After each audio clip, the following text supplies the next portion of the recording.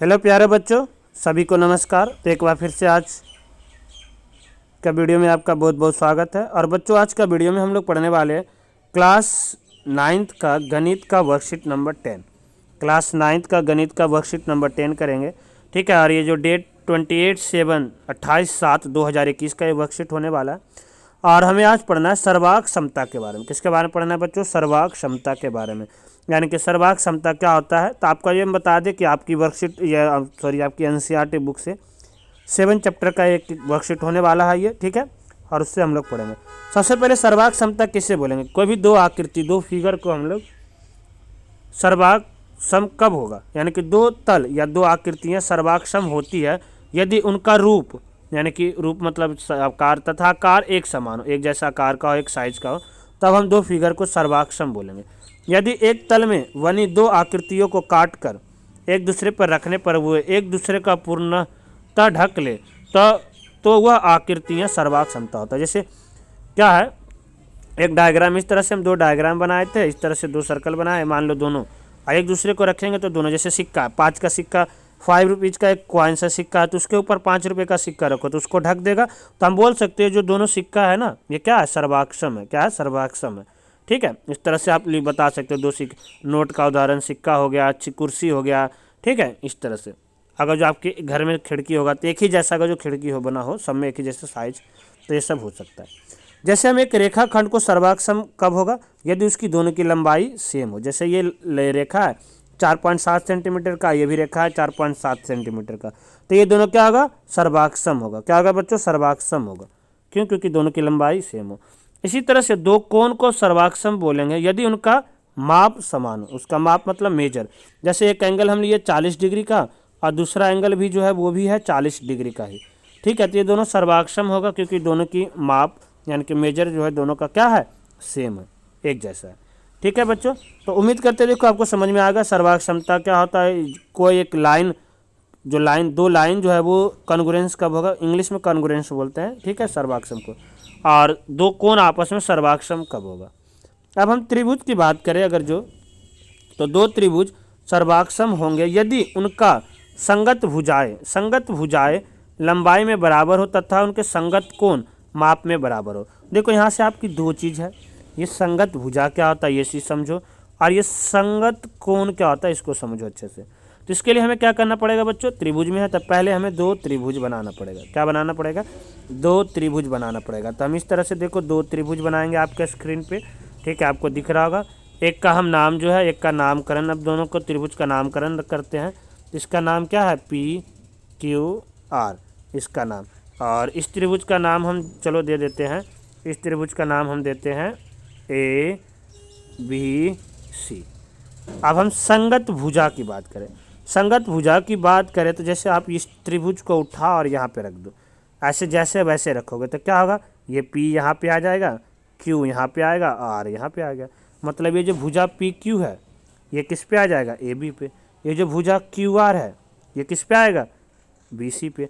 और ये जो भुजा PR है ये किस पे आ जाएगा? AC पे आएगा।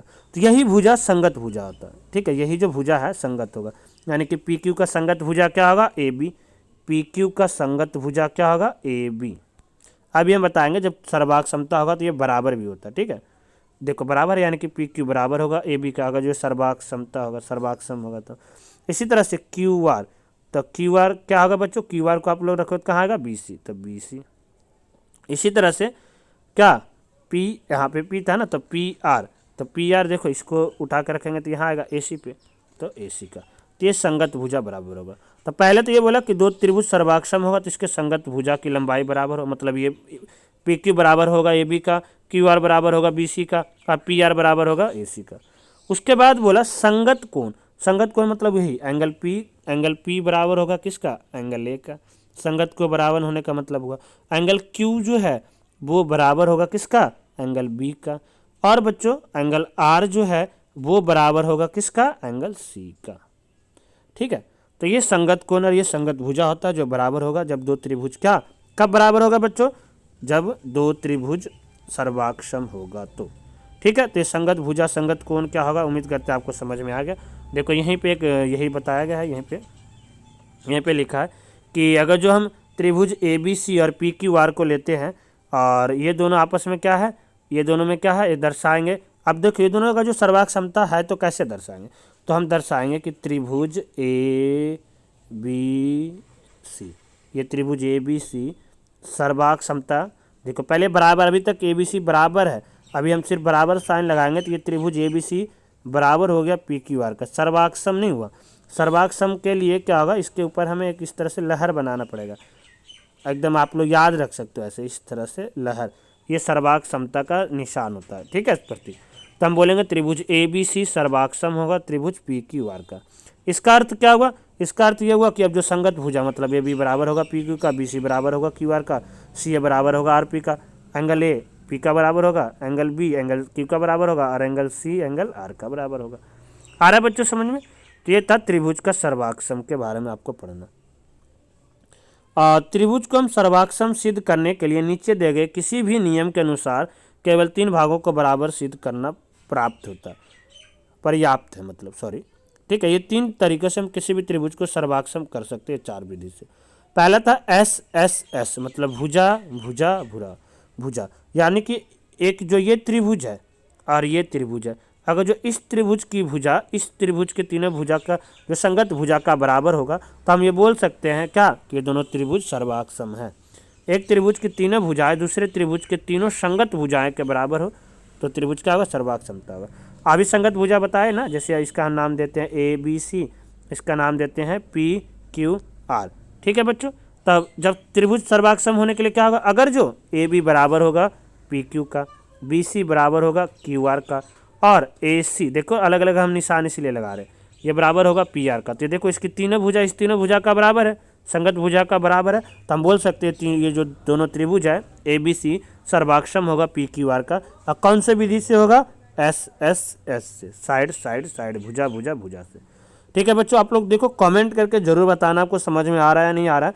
देखो जब आप कमेंट करते हो या लाइक करते हो तो हमें थोड़ा मोटिवेशन मिलता है, ताकि हमारी जो मेहनत है वो बच्चों तक कितना पहुंच पा रहा है और इससे बच्चों कितना बेनिफिट लाभ उठा रहे हैं और समझ में आ रहे हैं नहीं। अगर जो किसी तरह का सजेशन आप देना चाहते हैं, कुछ इंप्रूवमेंट करना है तो भी प्लीज़ आप लोग बताएं, ताकि नेक्स्ट आने वाले वीडियो में हम सुधार कर सकें, ठीक है। तो प्लीज़ आप लोग कमेंट करके ज़रूर बताना आज का जो सेशन था आपका कितना यूजफुल है, ठीक है बच्चों। अब हम आगे बात करने वाले हैं एस ए एस का, एस ए एस रूल का। एस ए एस मतलब देखो, एस मतलब भुजा एंड इंग्लिश में बोले तो साइड, और एस से एंगल, फिर एस से साइड, तो साइड एंगल साइड मतलब भुजा कोण भुजा, ठीक है। इसमें अब क्या होगा, देखो ये बीच का एंगल होना चाहिए, दो भुजा और उसके बीच का एंगल दूसरे जो संगत में दो भुजा और बीच का एंगल का बराबर होगा तो दोनों त्रिभुज क्या होगा, सर्वाक्षम होगा। यदि एक त्रिभुज के दो भुजा और उनका अंतर्गत का कोण मतलब उसके जो दोनों भुजा के बीच में आएगा दूसरे त्रिभुज के दो संगत भुजाओं और उनके अंतर्गत कोण के बराबर हो, तब हो सकता है। अब इसको भी हम देखेंगे कैसे ये होगा, इसको भी हम देखेंगे कैसे होगा। जैसे हम यहाँ पे एक त्रिभुज लिए ए बी सी, इसका नामकरण कर देते हैं क्या, ए बी सी। इसको अभी हम एक लिए, इसका नामकरण करेंगे क्या, पी क्यू आर या डी ई एफ, आप भी लिखो।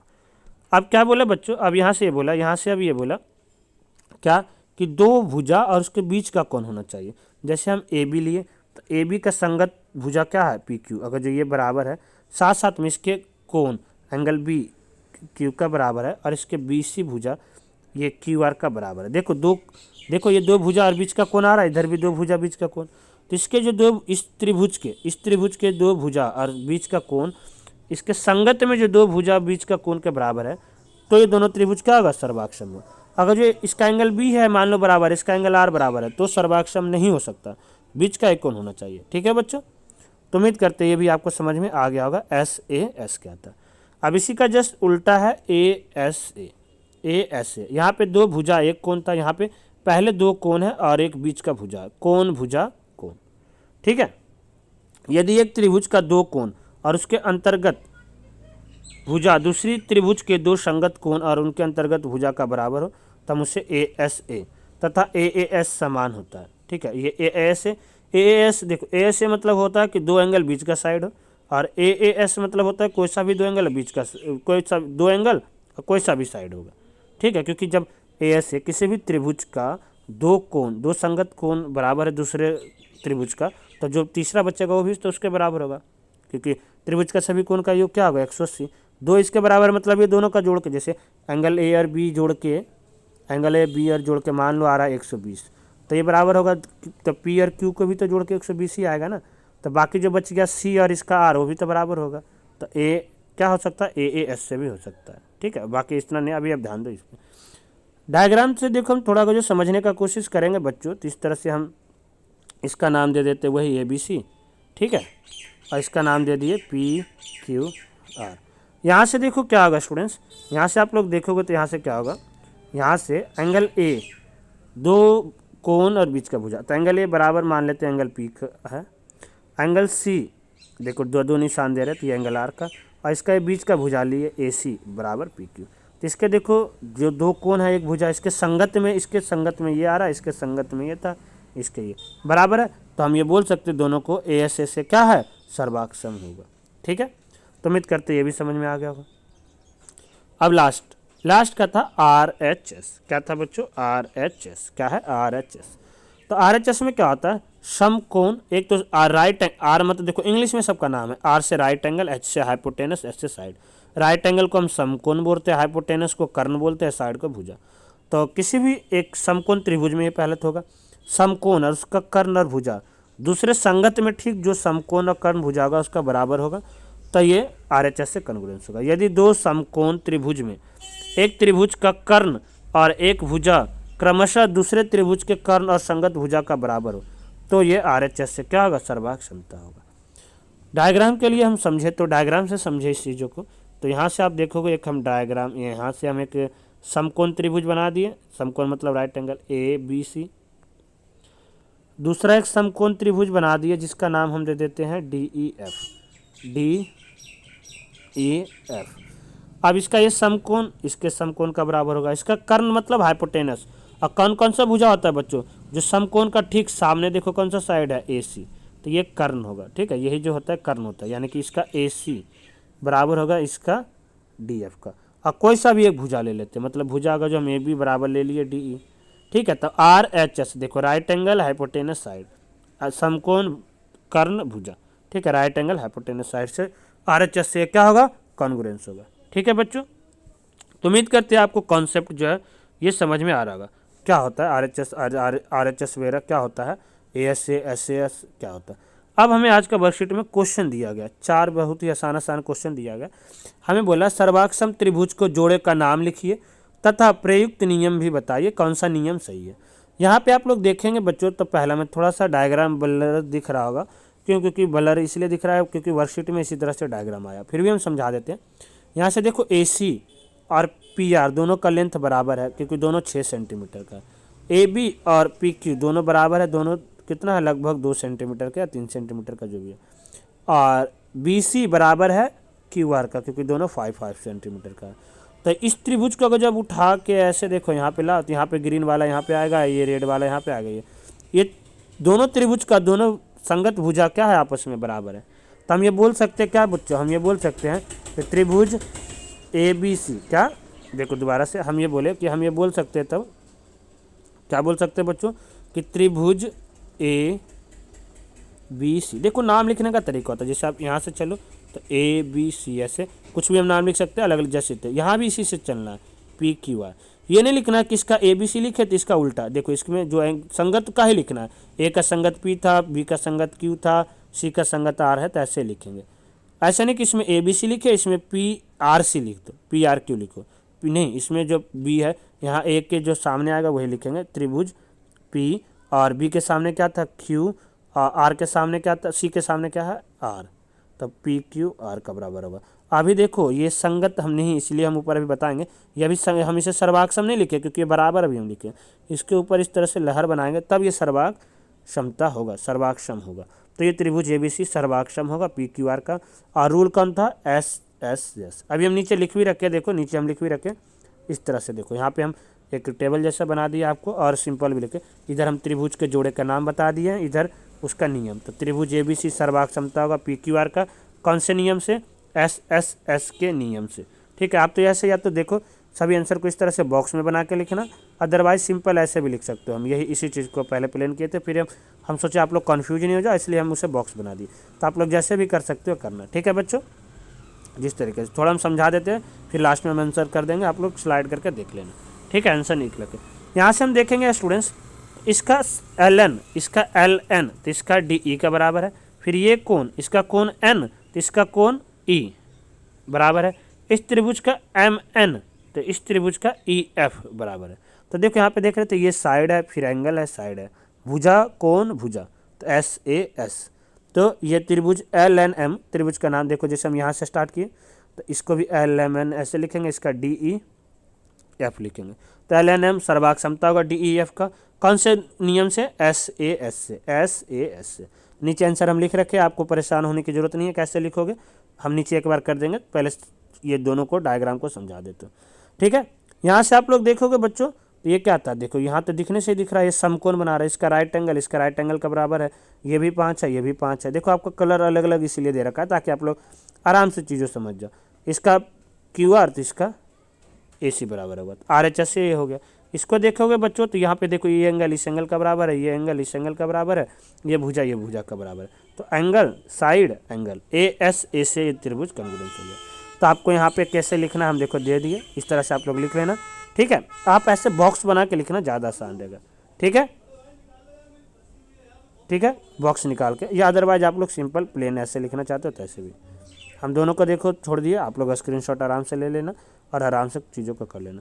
तो बच्चों आज का वर्कशीट कैसा था, आप लोग कमेंट करके जरूर रिप्लाई करना, कितना आपके लिए हेल्पफुल था, कितना चीज़ों को समझे। और स्टूडेंट्स एक चीज़ और, आपका जो है फर्स्ट टर्म और सेकेंड टर्म का सिलेबस आ चुका है CBSE के तरफ से। तो आपको फर्स्ट टर्म जैसा पता है नवंबर दिसंबर में आपका एग्जाम होगा, तो आपका फर्स्ट टर्म में क्या कौन सा चैप्टर पढ़ना है और कौन कौन सा चैप्टर सेकंड टर्म में पढ़ना है, हम पूरा वीडियो बना के अपलोड कर रखे हैं। तो आप लोग वहाँ से जाकर चीज़ों को देख के समझ सकते हो, सीधा सर्च करोगे आपको आ जाएगा 2-3 नंबर पे। अदरवाइज आप बोलोगे तो हम कमेंट सेक्शन में या डिस्क्रिप्शन में लिंक भी प्रोवाइड कर देंगे। ओके स्टूडेंट्स, तो फिर मिलते हैं अगली क्लास में, जब तक आप लोग घर पे सेफ रहिए, सुरक्षित रहिए। जय हिंद।